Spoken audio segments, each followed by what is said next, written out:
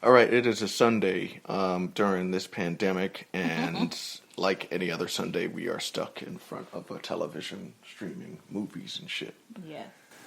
And so on Instagram, we got a message about a swinger movie called Palm Swings, and we decided that we were going to watch it. Now, I thought this would be something that's easy to get on like Netflix or whatever, but you can only get it on Hulu. I think you can get it on the Showtime app. And And then you can rent it on YouTube or Amazon Prime. right. So let's just give a quick synopsis and then spoiler-free review. And then what we're going to do is just jump into a spoiler review. So you want me to give the quick synopsis? Okay. All right. Basically, Palm Swings is it's a swinger movie if there ever was one, and it's basically about a couple who just moved into, I guess it's Palm Springs. Yeah. And there's this young couple, fairly attractive couple, and then they are quickly introduced, or the couple next door introduces themselves.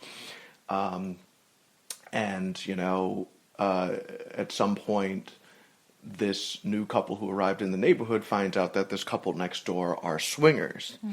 And so the movie is basically about this couple's journey into the lifestyle as they learn more and more what it's about. And sort of the movie just follows just the ups and downs of swinging. And, there's some drama, there's some intrigue, and there are some dark moments, and then there are some hilarious moments.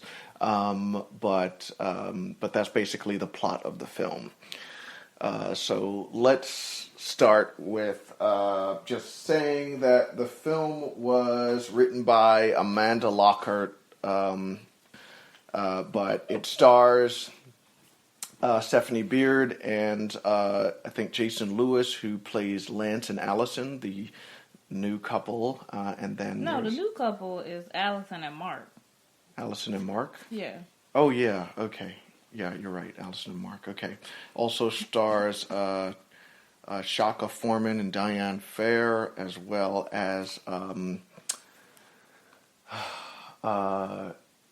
Tia Carrera.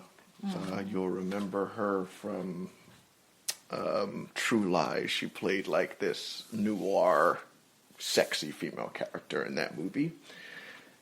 So, initial thoughts. So, what did you think of the film in general? I thought it was a good film. I thought it was, it's definitely a B movie, but it was well done for the budget that they had. It was well shot. The script was decent. The score was actually pretty good, and it was pretty accurate. Yeah. So whoever, Amanda Lockhart, I don't know if she's in the lifestyle, or if she had a lifestyle consultant or something like that, but the movie is pretty accurate, which I was happy to see. Yeah, I'd echo that. The movie was definitely pretty fucking spot on. I think there's one thing that was probably less accurate, but I guess it depends. Like there were some scenes where there were swinger parties, and I think a lot of the couples were pretty sexy, but they played around with that a little bit. Yeah. I think enough to where it was believable. So that's just me nitpicking. Definitely a B movie. You can tell it's a small budget, but the writing was fairly good. Like the script, some of the things people were saying, I'm like, shit, I've heard that at a swinger party. Like the acting was tolerable. I think the woman who played what was her name? Allison, the new couple. She was really good at showing just curiosity and how hot she was about this whole thing. There was one scene where she got so turned on by something. Some of the cinematography in this movie was brilliant. Like, she got so turned on in this one scene because she saw something, and she jumped in a pool because she was so hot, like she needed to cool off. Like they never say that in the film, but just these little scenes, these little unspoken sequences that just captured like the essence of like sexual curiosity and all that stuff. Some of the shots were really good, and I thought the characters seemed realistic. Like the new couple, the woman who, not the new couple, the swinger couple. The woman who played in that couple, she was sort of like, she knew she was like the Gaia of the lifestyle. Like she was the character we were supposed to be paying attention to in terms of learning the ins and outs of the lifestyle. She played her role perfectly. She was probably my favorite character in the film because, like, first of all, if you watch this movie, as soon as you see her, you will know. You know exactly who she is. You've seen her before. Yes. Not specifically this actress, but you've seen this woman at a lifestyle party. And maybe several of them. She's, older but attractive, tall and slim, and just has this confident sexuality about her. Yes. But yeah, she was spot on. I was like, we know her. Like, we've seen her at a party. We've seen her at an event before. And her husband too, like, although he didn't get as many lines, but the dude, like, he every time you saw him, I'm like, yep, that guy. I know that guy. I know that guy. So I thought, like, the characters in the film were all pretty believable, even though the acting wasn't, like, Academy Award winning shit. Pretty believable.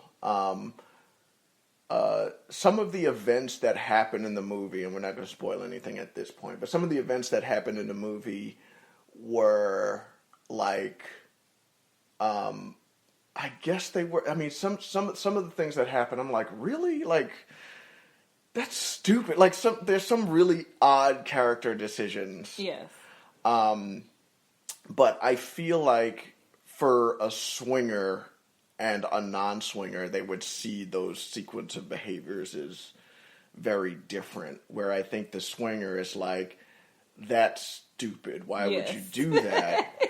And a non-swinger would look at it and be like, well, what you expect to happen? I could imagine that happening.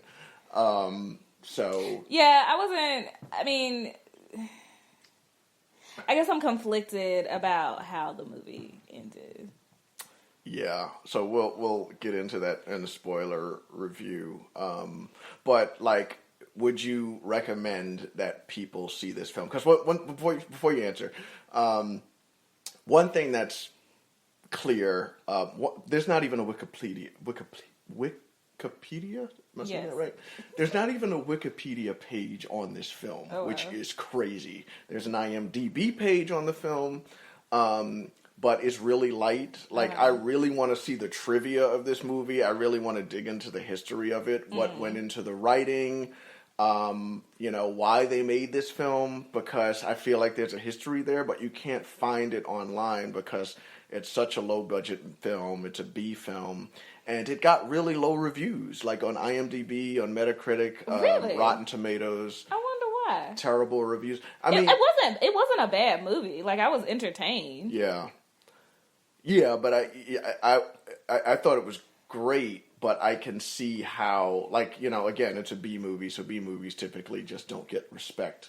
But the subject matter itself, I feel like the score might reflect less about the fact that it's a B movie and more about the subject matter. Like, it's borderline porn to some people. I would say it's softcore porn. Yeah. Because some of those scenes were... Yeah. Like Cinemax, Skinemax type shit. But I feel like they kind of held back a lot too. Like, they could have showed a whole lot more. I mean, there was a group playroom scene that was so dark that it could have been PG-13 to me. Yeah, because you can't really see anything. And when they did have sex scenes, it was like they did a lot of face close-ups Yep. and like really quick pans of bodies, and it was very choppy, so you couldn't really see anything. But still, the cinematography and the score gave you the feeling of what the scene, the essence of what the scene was. Like, I mean, I think this film was rated, although I'm not sure, but I'm sure it would have gotten away with a rated R rating. This wasn't like an NC-17. No. Like, it wasn't like they were throwing sex. Like, you didn't see anything. All you saw was titties. Yeah. And a vagina at one point. Just what, like the hair. Yeah. You saw the crotch area. Yeah. And there were like masturbation scenes, but nothing where it was lewd. Like, it was like under the dress. Mm-hmm. But the sex scenes were I thought, like, some of them were extremely erotic. Like, before they got to the sex, all, like, the foreplay shit was erotic and really, like, hot to watch. Like, this would be, like, a good group movie to watch. Mm-hmm. What else? Before we get into spoiler stuff. So you would recommend the film? I would. Okay, let me preface this. I would recommend, for swingers, for people who are in the lifestyle, I would recommend the film. Yes, watch it. It's entertaining. For non-swingers, or non-lifestyle people, I would recommend that you watch it with a swinger couple or a lifestyle couple. Mm-hmm. Because otherwise it may bias you, I would say. Right. Yeah, I was thinking that too. I mean, like... Yeah, so we'll talk about that in a second, because I think the film, in some ways, I don't know. I feel like it did both. I feel like it said, "Yo, swinging can be fun, and swinging can fuck you up. Like, don't do it." Right, I feel like both of those messages were getting played around with, but in the end, it's like, make up your own fucking mind. Right. So yeah, I would recommend it too. I'd give this movie, like, based on its budget, based on the quality of writing, I would say it's a great film. I think the only things I didn't like about it were the main character, the woman. You didn't like her ability or lack thereof to emote. Because it really mattered. She failed to emote when it really mattered. The script really needed her to act like this shit was going wrong, and she needed to, like, really show the audience that, and she failed. I thought the guy who played the guy did well. He did her well. Husband, he was Mark. really good. Mm-hmm. And again, the wife, the husband, all the swingers were good, but it's not much of a good job to act like a swinger. Just I want to fuck, just act like that for the whole movie. Here's your Oscar, nigga. All right, so let's get into spoilers. Okay, so that was our spoiler-free review. If you want to hear the spoiler review, you can catch it on our Patreon account. I mean, you don't need our spoiler review, but this is one of the benefits of jumping onto our Patreon account. We're going to be reviewing a bunch of movies and talking about them while we're stuck in the house. So, hope you enjoyed, and consider signing up for Patreon. Thanks.